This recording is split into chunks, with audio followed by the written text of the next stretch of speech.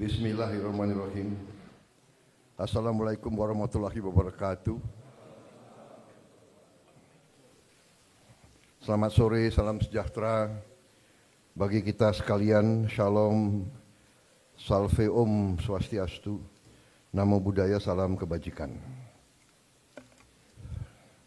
Yang saya hormati Wakil Presiden Saudara Gibran Rakabuming Raka, para Menteri Koordinator Kabinet Merah Putih, para Menteri, para Kepala Badan, Jaksa Agung, Kepala BIN, Kapolri, Kasat mewakili Panglima TNI yang sedang dinas ke luar negeri, serta seluruh Wakil Menteri dan anggota Kabinet Merah Putih yang saya banggakan.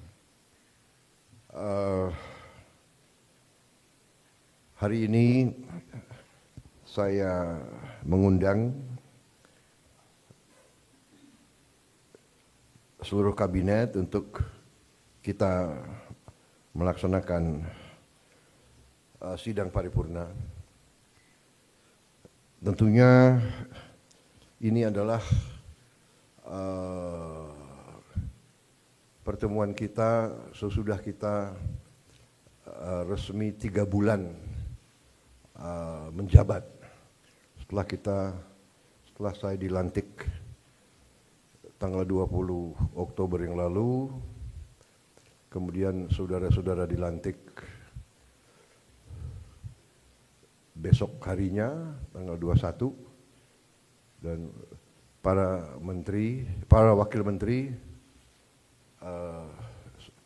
sorenya. Jadi kita resmi menjabat, menjalankan mandat dari rakyat 3 bulan. Untuk itu, walaupun sebetulnya saya tidak pernah bekerja dengan target ratusan hari atau bulanan, tapi bagaimanapun itu merupakan suatu tonggak, suatu tahap yang kita selesaikan. Dan untuk itu saya kira secara objektif kita boleh bangga bahwa kita telah menunjukkan suatu hasil yang menuju kepada sasaran-sasaran kita. Saya apresiasi kerja saudara-saudara sekalian. Saya merasakan dan saya menilai kabinet kita sekarang bekerja sebagai satu tim. Saya merasakan ada suatu kekompakan, suatu kerjasama yang baik. Di sana sini tentunya masih harus kita perbaiki, itu wajar, ya. Tetapi yang saya rasakan adalah semua menteri, semua wakil menteri punya keinginan yang sangat keras untuk memberi hasil kepada rakyat. Itu yang saya rasakan, dan saya ingin mengucapkan terima kasih kepada saudara sekalian. Demikianlah yang diharapkan rakyat kita. Kita berada di trajektori yang benar, ya. Saudara-saudara sekalian,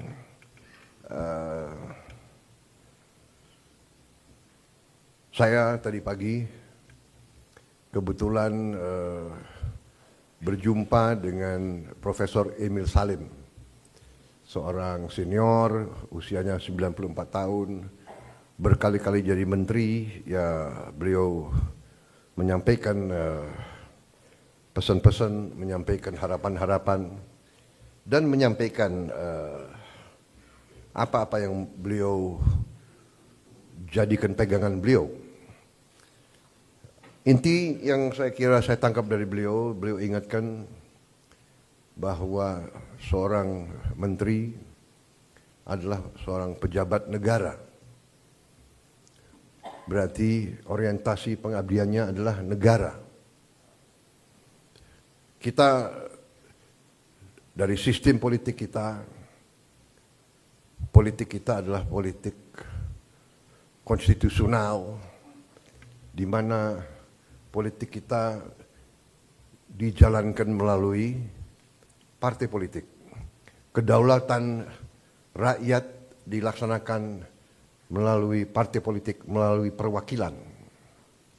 Dan itu benar bahwa sistem konstitusi kita bisa dikatakan adalah sistem campuran. Presidennya dipilih langsung dari rakyat, presidennya memiliki wewenang-wewenang presidensial, tetapi parlemen, DPR memiliki wewenang pengawasan, wewenang anggaran yang sangat besar. Dengan demikian kita telah menjalankan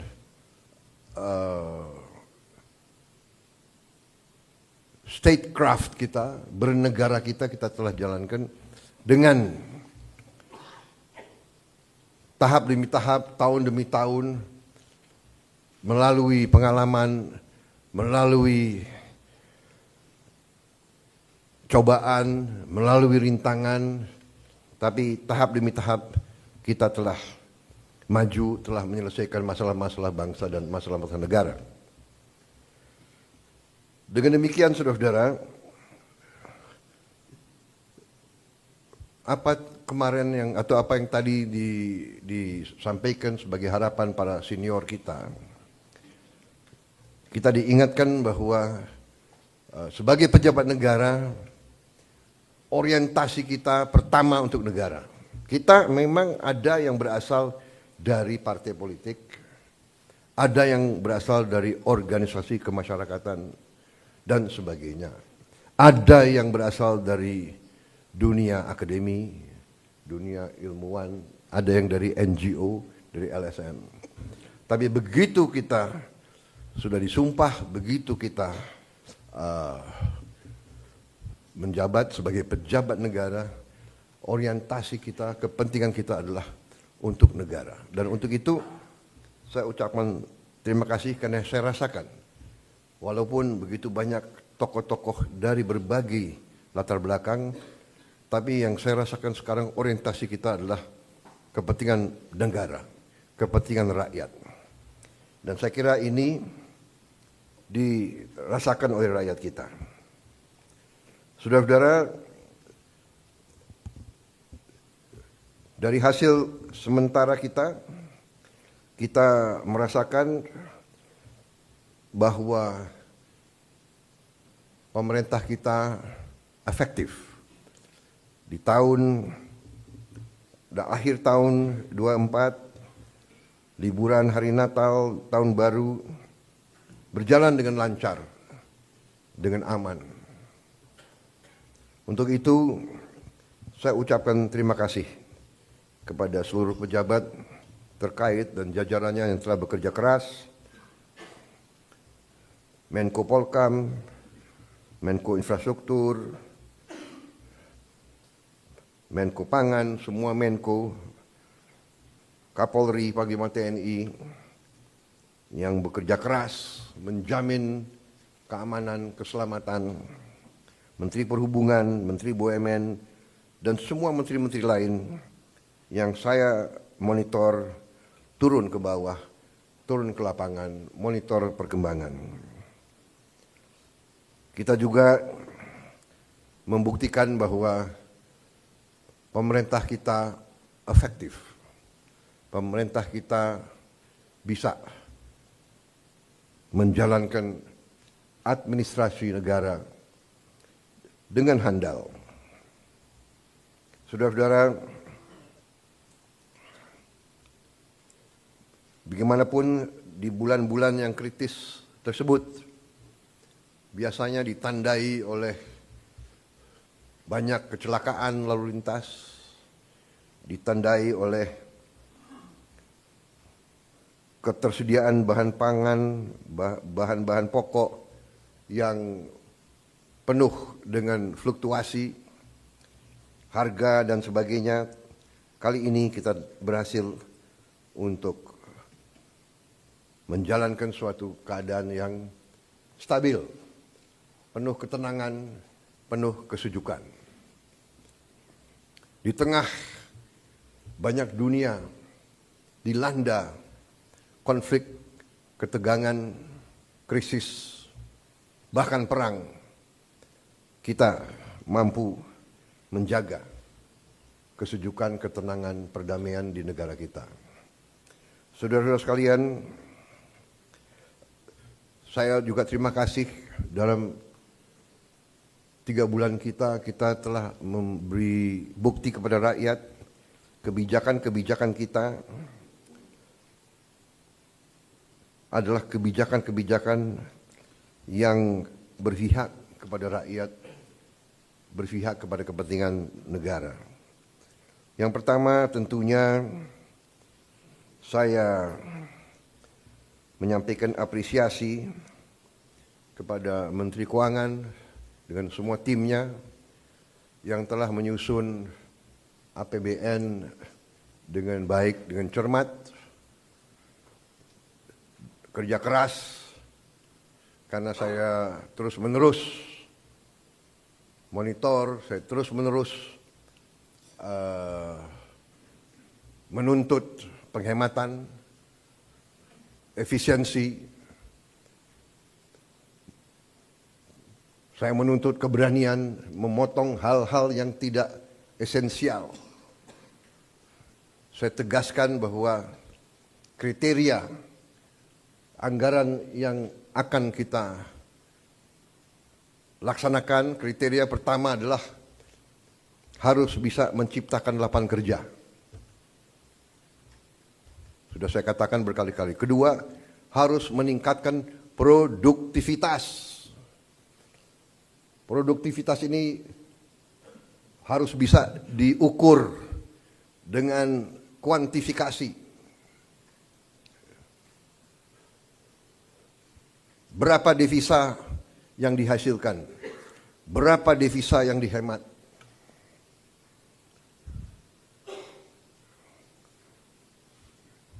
Kemudian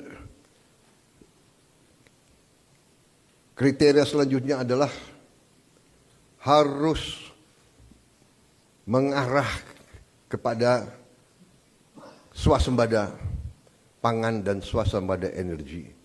Kita harus mampu memberi makan kepada seluruh rakyat Indonesia. Tidak lagi import, dan saya terima kasih kepada jajaran menteri-menteri yang telah melaporkan kepada saya tahun 2025 lagi, tahun 2025 ini kita tidak akan import beras lagi, tidak akan import jagung lagi, tidak akan import garam lagi.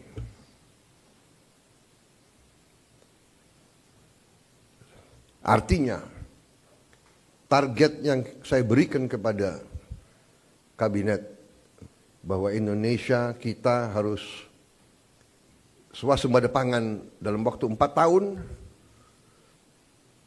Alhamdulillah, target itu bisa kita capai akhir 2025, paling lambat awal 2026. Jadi mungkin 3 tahun lebih cepat dari sasaran yang kita tetapkan. Artinya bahwa dengan niat baik, dengan kerja keras, ya, dengan orientasi kepada negara dan bangsa, kebijakan yang masuk akal akan membuahkan hasil yang cepat. Ini harus kita yakini.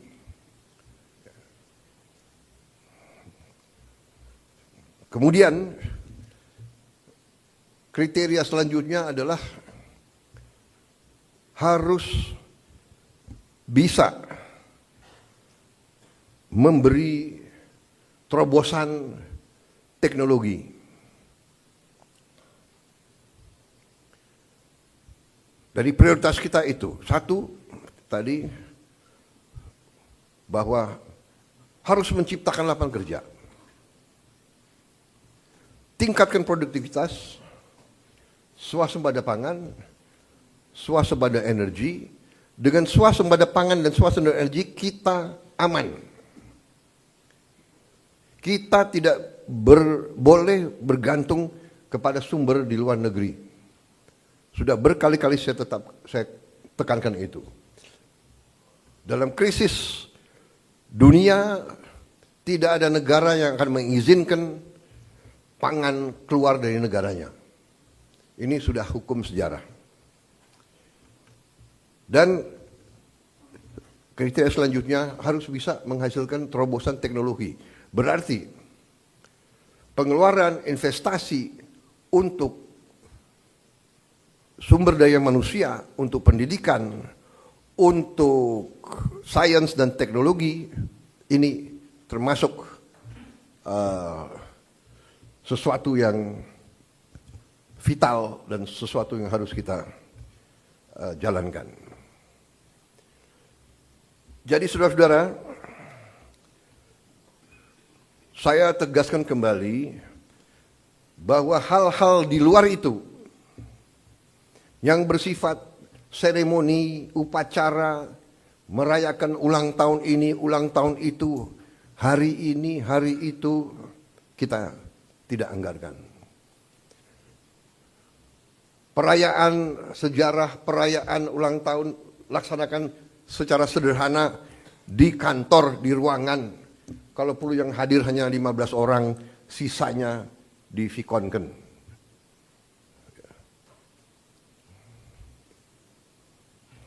Perjalanan dinas dikurangi.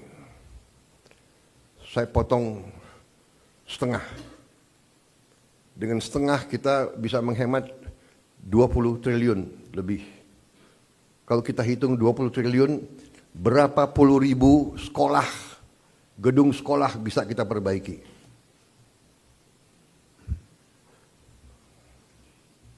Jadi saya katakan benar-benar bahwa saya sangat serius dalam hal ini. Saya minta loyalitas semua menteri, semua kepala badan untuk patuh dalam hal ini. Ya. Dan saya terima kasih kepada tim keuangan yang telah menjalankan penyisiran, kajian terhadap anggaran sampai serinci-rincinya. Kalau tidak salah, mungkin sampai satuan ke-9 kalau tidak salah. Mungkin pertama kali dalam sejarah, ya, Presiden Republik Indonesia mengecek sampai satuan ke-9. Jadi saudara-saudara pun mungkin tidak tahu anggaran-anggaran tersebut, ya. Karena kita sudah lama jadi orang Indonesia. Tapi ini saya kira sesuatu yang membanggakan.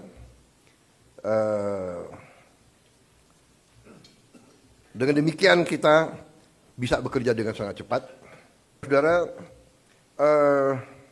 program makan bergizi kita berjalan. Alhamdulillah, kita telah luncurkan tanggal 6 Januari yang lalu. Sampai sekarang berhasil melayani 650.000 anak-anak kita di 31 provinsi.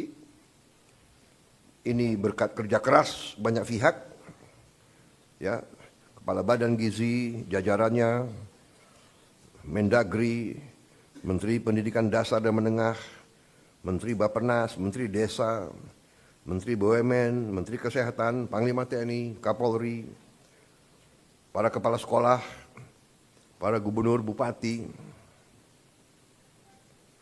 tentunya Menteri Keuangan, dan untuk Januari sampai April 2025, program ini sasarannya adalah 3 juta anak. Bulan April sampai Agustus 2025 akan menuju 6 juta anak. September kita harapkan 15 juta anak. Dan akhir 2025 target kita adalah semua anak-anak Indonesia bisa dapat makanan bergizi. Saudara-saudara, terima kasih kerjasama ini. Seluruh kementerian lembaga ikut mengamankan dan menyukseskan program ini. Kita akan bersinergi dengan pemerintah daerah, gubernur, bupati, wali kota, dan seluruh perangkat daerah. Saudara-saudara, ini adalah masalah strategis. Kita memperkuat masa depan Indonesia. Anak-anak Indonesia harus kuat, harus cerdas, harus semangat, harus sekolah dengan baik. Saya percaya dalam waktu yang tidak lama kita akan melihat peningkatan hasil kemampuan akademis anak-anak kita. Saya juga bertekad untuk melakukan langkah-langkah intervensi kepada semua sekolah di Indonesia. Sekolah dasar, sekolah menengah, SMP, SMA, semua sekolah yang dibina oleh pesantren dengan teknologi. Kita akan masuk ke semua sekolah dengan teknologi. Kita ingin mempercepat penyampaian pelajaran untuk semua sekolah kita. Saudara-saudara, saya juga berterima kasih kepada Menko Perekonomian dan tim ekonomi yang telah menggagas, menyusun konsep-konsep yang diwujudkan dalam produk-produk, dalam kebijakan-kebijakan yang pro rakyat, penghapusan hutang kepada petani dan nelayan yang mengalami kesulitan membayar sekian belas tahun, kemudian juga berbagai bantuan langsung, berbagai bantuan mengurangi kewajiban-kewajiban terutama rakyat yang di golongan yang paling bawah dan paling lemah. Saya kira nanti mungkin Menko Perekonomian dengan Menteri Keuangan bisa juga jelaskan ke masyarakat berapa kebijakan-kebijakan yang telah kita lakukan. Kita juga dalam waktu dekat kita juga akan mewajibkan semua perusahaan yang menerima kredit dari bank pemerintah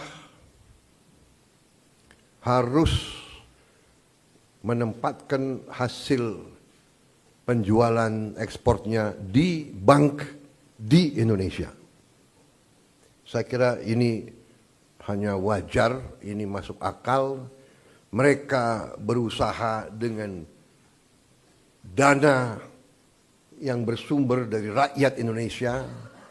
Setelah mereka berusaha dan mereka lakukan penjualan, hasil penjualannya wajar kalau ditaruh di bank di Indonesia. Ini saya kira segera akan keluar dan akan berlaku kurang lebih 1 bulan yang akan datang. Ya. Jadi ini adalah sesuatu yang logis, yang masuk akal. Kemudian saya juga sudah memberi keputusan kepada unsur penegak hukum, Jaksa Agung, BPKP, Kapolri, dan Panglima TNI untuk menegakkan hukum dan aturan khususnya bagi perusahaan-perusahaan yang melanggar ketentuan-ketentuan pertanahan dan hutan. Ketentuan-ketentuan kita harus dipatuhi. Tidak ada yang memiliki perlakuan khusus. Bagi mereka yang sudah diberi kesempatan berkali-kali untuk menyelesaikan kewajiban-kewajibannya dan tidak melakukan, ya pemerintah akan melaksanakan kewajibannya, mencabut izin dan menguasai kembali lahan-lahan tersebut. Apalagi lahan-lahan itu adalah hutan lindung dan sebagainya. Jadi ini juga langkah yang akan kita laksanakan. Saudara-saudara sekalian, saya juga sangat berterima kasih kepada banyak jajaran. Baru hari Senin kemarin saya mendapat kehormatan meresmikan 37 proyek strategis ketenaga listrikan nasional, mencakup 26 pembangkit listrik dengan kapasitas total 3,2 gigawatt serta 11 jaringan transmisi dan gardu induk di 18 provinsi. Sebagian besar dari pembangkit listrik ini adalah energi bersih, energi terbarukan. Saya kira kalau dicek nanti, ini mungkin peresmian terbesar dalam satu hari. Ini menunjukkan daya kemampuan kita. Ya. We can do it. Dan ini saya harus sampaikan bahwa ini hasil kerja keras pemerintah-pemerintah sebelum pemerintah kita. Jadi marilah kita selalu menghormati semua pihak, semua yang telah bekerja keras, pendahulu-pendahulu kita. Kita sampai di sini bukan seketika. Kita sampai di sini karena perjalanan jauh. Pembangunan suatu bangsa bukan pembangunan 1 tahun, 5 tahun, 10 tahun. Pembangunan suatu bangsa adalah puluhan tahun. Apa yang dirintis Bung Karno, kita nikmati sekarang. Apa yang diteruskan oleh Pak Harto, kita teruskan, kita nikmati sekarang. Demikian, presiden demi presiden, Pak Habibie, Gus Dur, Ibu Mega, Pak Jokowi, ini terus. Jadi, contohnya saya baru 3 bulan menjabat, saya sudah resmikan proyek yang dilaksanakan mulai 2015, bayangkan. Jadi inilah yang saya minta menjadi alur bernegara kita. Kita ini melanjutkan suatu long march, perjalanan jauh. Estafet demi estafet kita terima. Baru nanti kita akan mencapai cita-cita kita. Saya sangat optimis bahwa kita akan sampai ke situ. Saudara-saudara, sementara itu yang saya sampaikan, teman-teman media saya kira cukup banyak bahan ya. Sekarang akan saya sampaikan hal-hal yang belum perlu Anda dengar. Kan begitu kan? Saya kira media ini masih muda-muda ya. Jadi ada hal-hal yang kalau orang tua bicara yang muda-muda ya, yang muda-muda anak-anak biasanya tunggu di luar. Kan begitu kan? Ya. Terima kasih sementara. Ya. Paling lama ini ya. Zaman Pak Jokowi sebentar ya dia kan.